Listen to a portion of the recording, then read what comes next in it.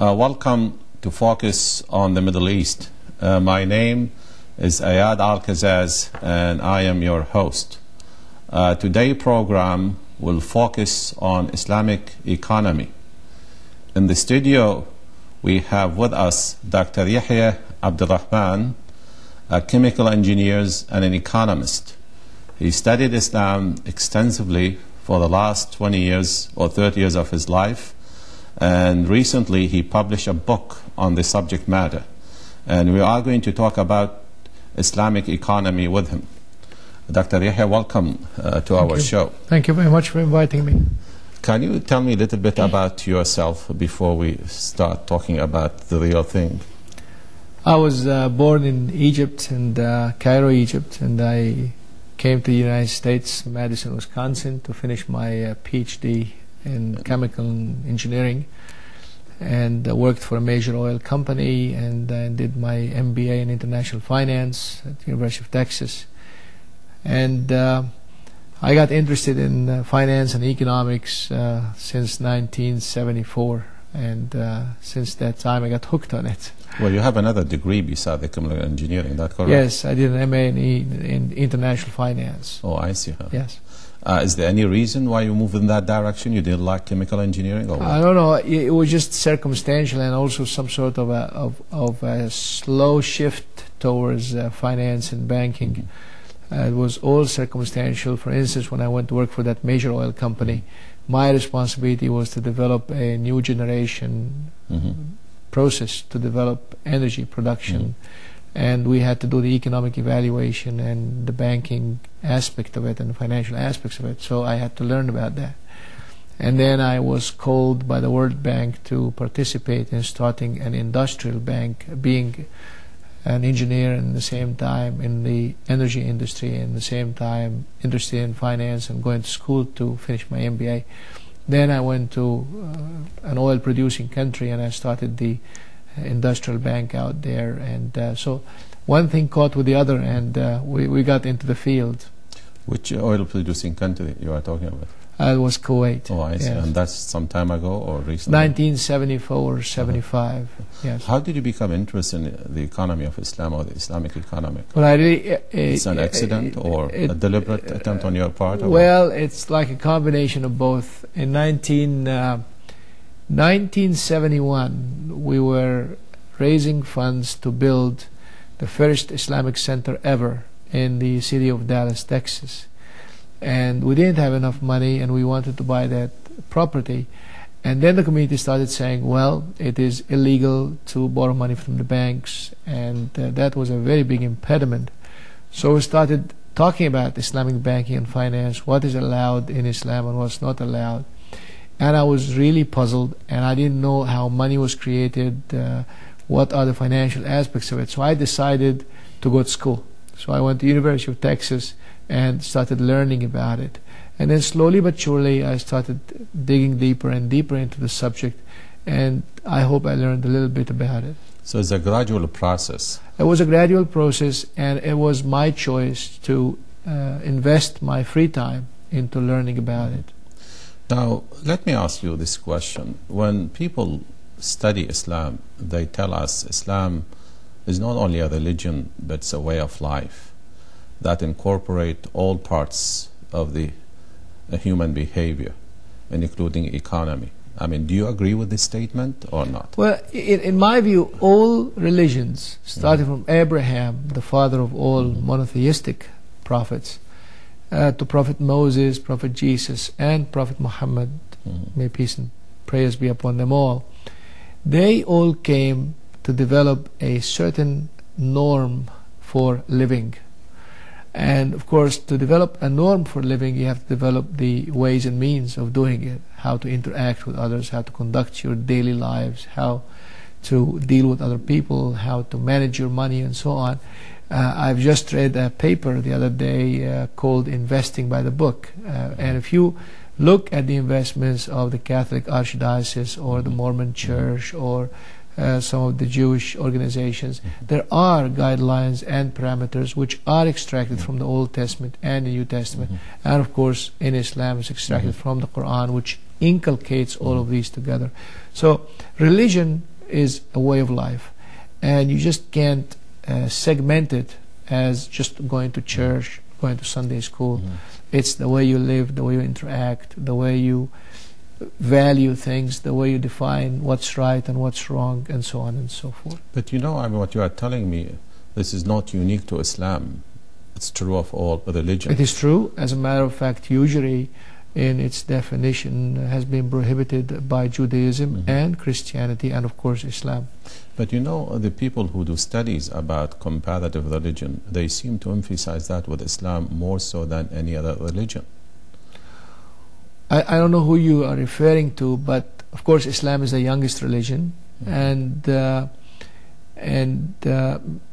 don't know if they are fair in characterizing it this way, because I have friends in the Catholic Church, I have friends in the Mormon Church, I have friends in the Jewish faith, and they conduct their lives as they believe.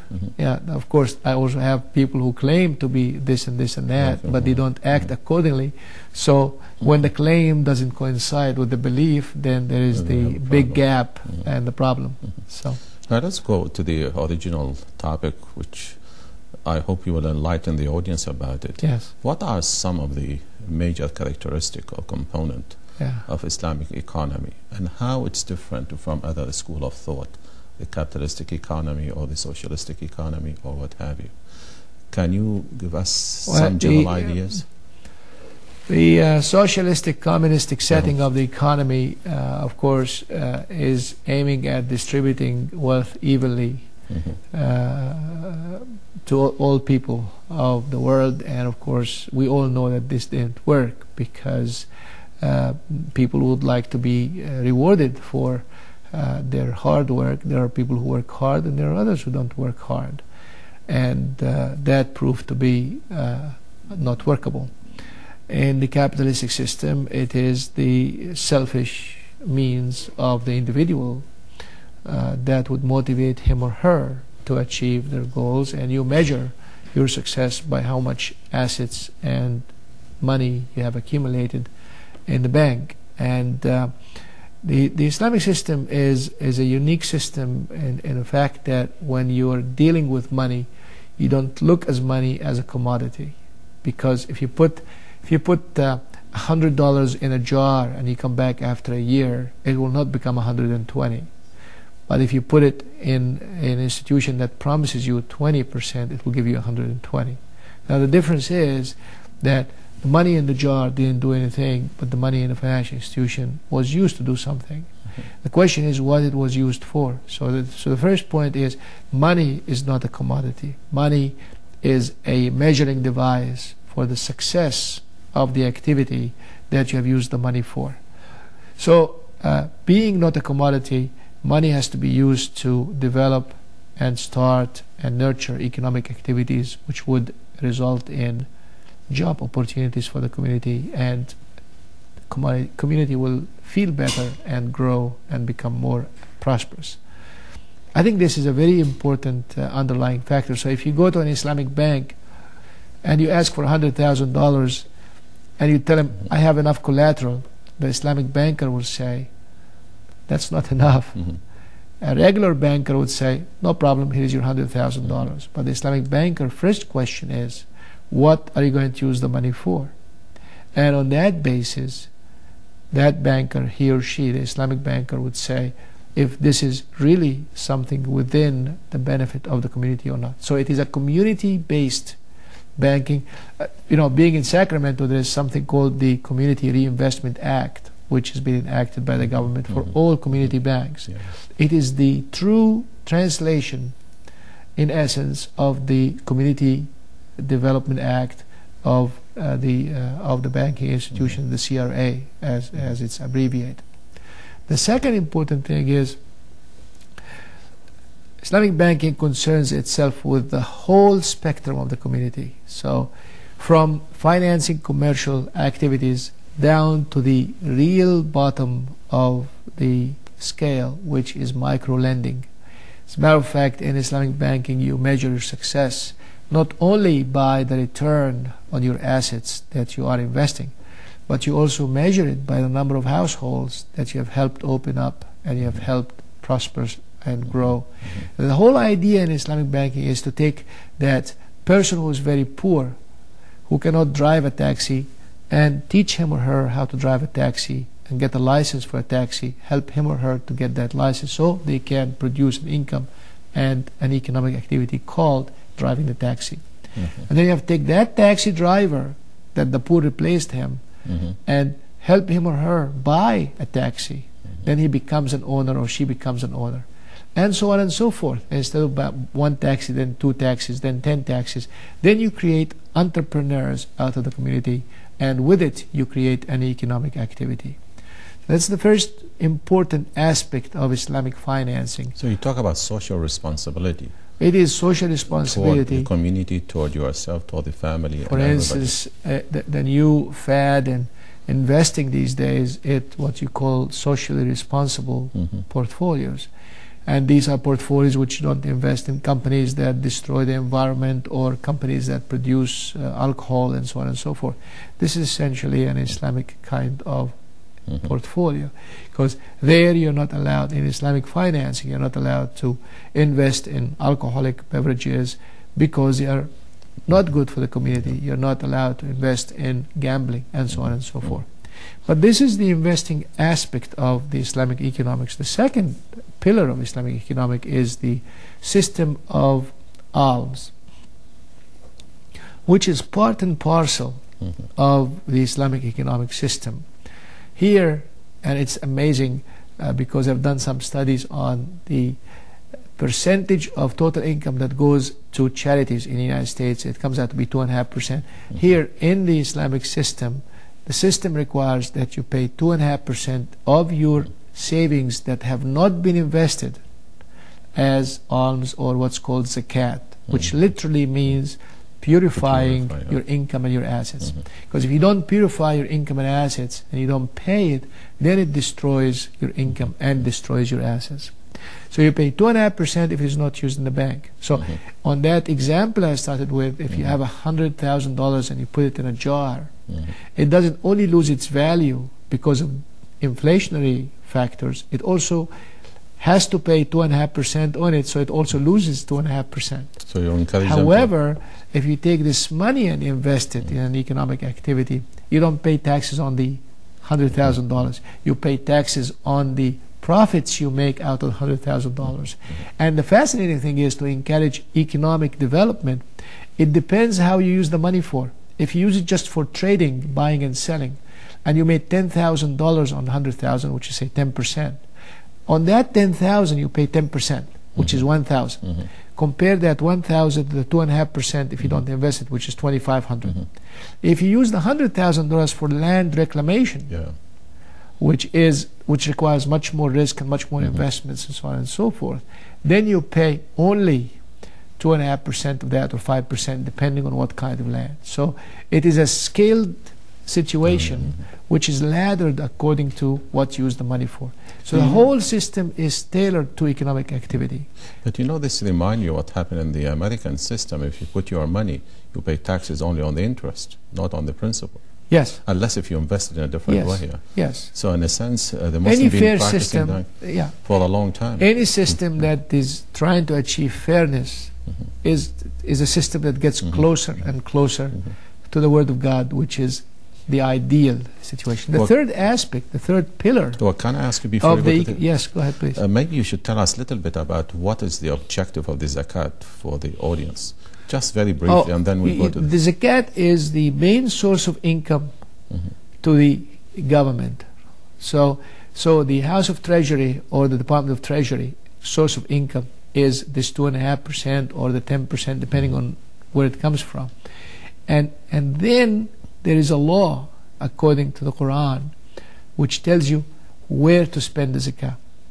And the amazing thing is, in it, there are some caps on how much maximum to spend on each and every aspect of it. For instance, you spend 1/8 of it on the poor, 1/8 of it on the needy, 1/8 of it on those who are collecting it. So for instance, the IRS in an Islamic setting cannot spend more than 12.5% of what they collect. Now, as the budget has got a cap, you cannot go over that. all right? You can spend it for people who have inherited a lot of debt, or they have gotten themselves in a lot of bad debt, and they need to get out of it. So that can be, even you can spend it on encouraging tourism, internal tourism, where, you know, if you really encourage people to go and see different states, and they know that there is a hostel that is financed by this outlet, then they know that they will never be on the street. And you will know that there will be no homeless people on the streets, because this money is used for that purpose, and for the purpose of elevating people from the lowest poverty level to a little better needy level, to a better entrepreneur level, to a better successful business person level. So the purpose of zakat to bring about justice and fairness for everybody in the community. To bring about homogeneity and what you call smooth transition from one class to another. So the picture will not be as sharp as you see it between the poor and the rich. Yeah. Now let's go back to the third component. So far we talked about money as not a commodity. As a commodity. No, wait, you said money as not a commodity, right? Yeah, money is not a commodity. And then you so talk you cannot, about alms. Yeah. What's the third We talked component? about the zakah, and then the third and the most important thing is what I think is important, because it is the inheritance. And the law for inheritance has been well defined in the Quran by numbers. So it is a very well defined law, and we cannot change it. And the fascinating thing about it is we all live to accumulate assets and wealth, and then we die. So it is the manifestation on what economists call today the trickle-down economics. You accumulate the assets, and then there is the law which tells you how you to trickle it down in the economy. Now, it defines how much you give to your wife if you die, or how much she gives to you if she dies, how much goes to your children, how much goes to the family members, and it is so detailed such that you know exactly what is going to come out. So this way, you don't have any grudges in the family after one dies, you don't have any misunderstandings, and it really gets to make things easier. The other important thing about inheritance is that you cannot change it. In other words, you cannot say, well, I want to give my son more than the law deserves, because then you are tilting the balance and you're changing the law, and you can't. You're only allowed to take 1/3 of your assets and use it for charitable purposes, but never to change the ratios by which this is distributed. So these three aspects form the three foundations of Islamic economics. As a brief statement, I can make it as possible. But let's talk about the last one, the inheritance. I mean, a Muslim man or a woman cannot will more than 1/3 of their property only to charitable, or they can give it away to somebody else? They can give it away to somebody else outside those who are eligible by law to inherit. So they cannot, for instance, take 1/3 and give it to one of their sons or one of their daughters. They cannot do that, because then they become unfair to their offsprings. The whole idea is to establish harmony amongst the family members after one dies. You don't want the situation where when I die and I favor one over the other, then a situation erupts and it will become very, very... But I thought there's another function for that, is to prevent concentration of wealth in the hand of one individual. And that's what happened in the West, when you can will your money to anybody whom you desire. But within the Islamic framework, there's a lot of circulation of the wealth. And that's very important point. The whole idea is of the trickle-down economics that we talked about. Are there any other components, or do you think this is the foundation? This is fundamentally the foundation, and then of course there are so many offshoots of it. To your understanding, is there any country among the Muslim countries are applying that, or you see that only on a micro level? The question is, we live in a world which operates by what I call the riba, R-I-B-A, or conventional banking system. Now, there are countries that have attempted to wipe out the conventional bank system and put their heads in the sand and say, well, we're going to have our own system. They can't do that. It doesn't work. I think the country that presented the world with an ideal situation is Malaysia. And Malaysia had the two systems, the conventional banking system and the Islamic Lariba banking system, and it has been designed up to the highest level of government, which is the central bank. So the Central Bank of Malaysia had two books, one for Islamic banks and the other one was for riba or conventional banks. And their point of view is very interesting, because they say, well, let the two systems compete. Whichever is good is going to win out customers. So by a stroke of a pen, they allowed every regular conventional riba bank to open up a Lariba window.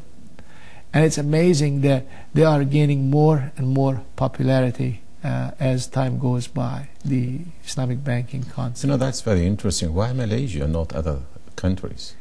Because of the leadership, they tend to be more enlightened? I think the leadership is a very, very enlightened leadership. I happen to have met Mr.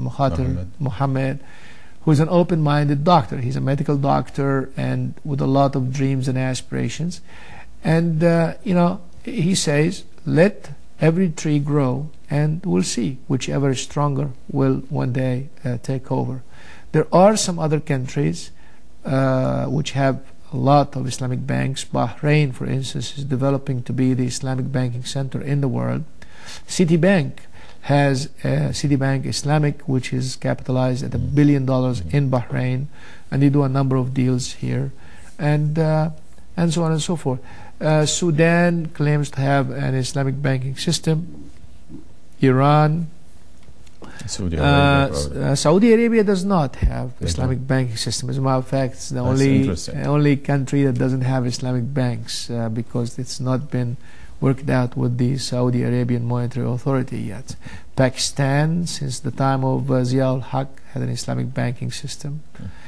But the question is which Islamic banking system, because you can take the conventional system, dress it up to look like Islamic with Islamic vocabulary, but the whole intent is completely deceived because it doesn't apply the whole norms and parameters of the Islamic Lariba banking system that we're talking about. But all these examples which you told us about, you think Malaysia is the example? I think Malaysia is, in my view, of course, I'm a minority here, but in my view, I think based on my visiting and studying what's happening in the world, I think Malaysia presents the best alternative.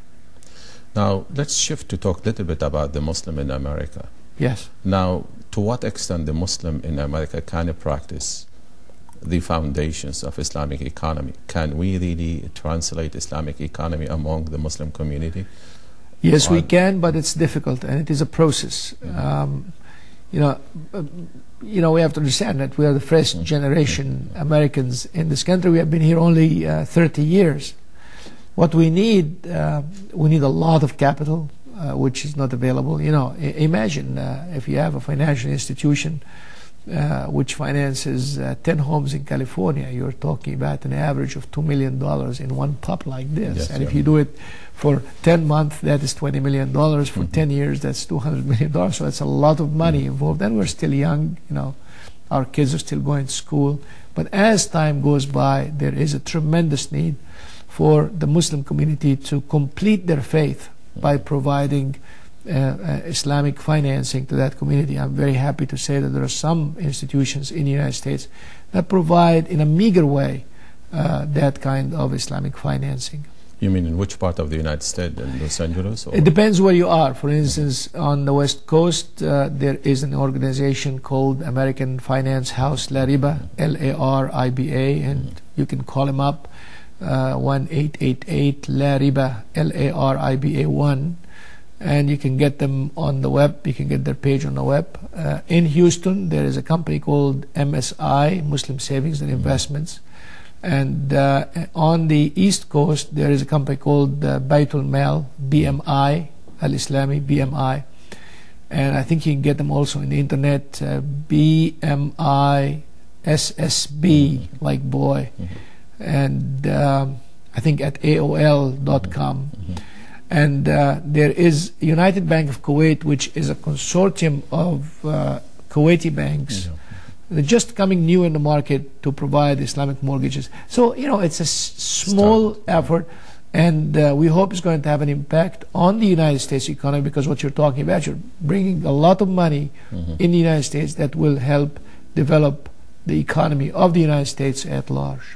See, but on the other hand, I hear many Muslim scholars, they say using an American bank with their procedure of paying interest, not really a bad idea if the interests are not outlandish interests, 3 or 4. Well, I've heard all views. Yeah. To be frank with you, I've heard a lot of views. Some people say don't put your money with the banks, and if you put it with the banks, then don't take interest on it. Some other views say, well, you can put it in the bank, take interest on it, and then give it to the poor as almsgiving. I've heard views saying the extreme, saying, oh, you got to deal with the banks and do whatever as long as you do it.